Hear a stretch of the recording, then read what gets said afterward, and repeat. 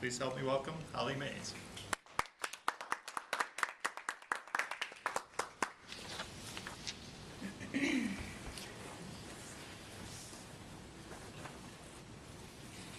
Age ain't nothing but a number. We've all heard that phrase before, haven't we? Particularly when people are celebrating a birthday. In the weeks leading up to my birthday this past year, I've heard that phrase once or twice. What do you think people mean when they say that? What does that phrase mean to you? Mr. Toastmaster, fellow Toastmasters, and guests, I'm here to tell you age is much more than a number. I've learned, perhaps more so in these last few weeks, that it's an opportunity. It's a time to reflect on where you are in life, where you're headed, and where you've been. I was born in Eaton Rapids, Michigan, which is a small town located in between Lansing and Jackson. I was the oldest of 3 children. I lived with my mother, my stepfather, my half-brother, and my half-sister. We were extremely poor when we were growing up, and I had to adapt to the fact that not only was I different because of the poverty, but because I was raised in a very strict religious household. We were not allowed to associate with children in my school unless they were from my religion. And we weren't allowed to celebrate holidays, things like birthdays, Christmas. I didn't join any after-school activities or sports because any free time that I had was supposed to be spent serving God. What I did enjoy doing was reading. I read everything I could get my hands on, and I loved writing.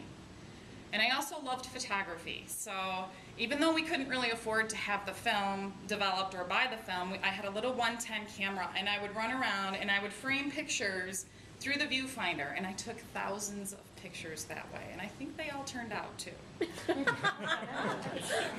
As a teen, I was very rebellious. I know I caused my parents a lot of grief. I think part of that was because I spent a lot of time hiding who I was from my classmates at school, and I spent the same amount of time hiding who I wanted to be from my parents and the elders at my church. But a lot of times I had questions, and I asked myself, what did my future hold, and who was I?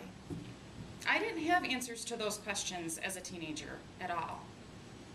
But I did know 2 things. I did not want to be poor, and I did not want to be stifled.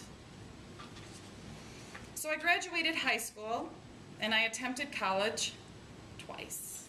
And I dropped out of college twice. At the age of 20, I became an older sister again. My parents had another child. And at the age of 21, I had my own first daughter.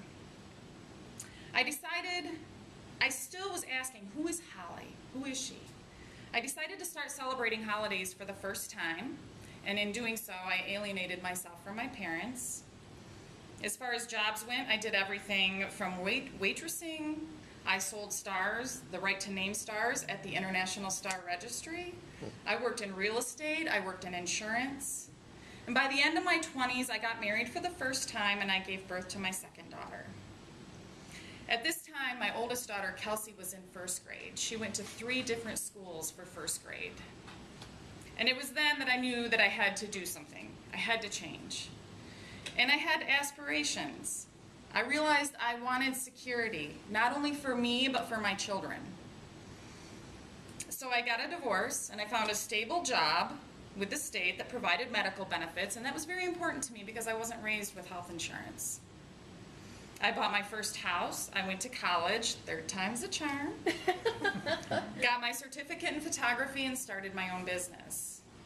I traveled around the country with After Dark Education, where we taught other people how to start and properly run their own photography business. I got remarried to my second husband, who I'm currently married to now, and he's the love of my life, and he's very supportive. My 30-year-old self went about getting everything that my younger self in my 20s and the previous part of my life wanted. And it worked. Today is my 40th birthday. It hasn't always been easy to see this as a positive milestone. In fact, the weeks and days leading up to this have been very difficult for me at times. It's only recently that I'm trying to look at this in a different way. Instead of mourning the loss of the years behind me, I'm trying to look at it with wonderment. What are the next 10 years going to bring? What are the next 20 years going to bring? I'm reflecting on who Holly is today and the friends and the family who have been there and supported me throughout my journey. Age ain't nothing but a number. I stand behind what I say when I say it's a lot more than a number. It's an opportunity to look inward and see what your goals are and where you want to go, and it's an opportunity to look back and see how far you've come. Whatever the future brings, I'm looking forward to it. Thank you.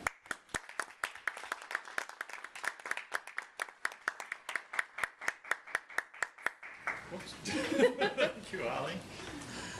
I'll give you a minute to complete your evaluations.